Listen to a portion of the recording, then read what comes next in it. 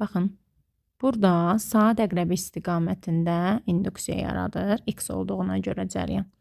İndi deməli burada tək bir dənə lampa var, onun müqaviməti R-dir. Bu iki dənəsi ardıcıl birləşdiyi üçün onların müqaviməti 2R-dir. Onda desək ki, buradan 3i cəryan gəlir. Bu 3i cəryanın çox hissəsi az müqavimətdən, az hissəsi isə çox müqavimətdən keçər.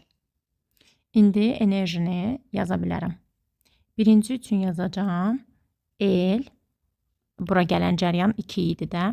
2i'nin kvadratı, yəni 4i kvadratı bölünsün 2. İkinci üçün yazacağım. Yenə də onda induktivliyi L-dir. Cəryan da yenə də 2 idi. 4i kvadratı bölünsün 2. Bunlar bərabər oldular. İndi üçüncü üçün. 2L vurulsun i kvadratı bölünsün 2. Belə. 1 ilə 2 bərabərdir. Onlar da üçüncüdən 2 dəfə çoxdular. Bu. İndi filərə baxıram. Fi də bərabər L idi. Aha. Deməli, birincidə 2L idi. İkincidə yenə 2L idi. Bərabərdilər. Üçüncüdə isə 2L vur idi. Cəryan da idi də orada.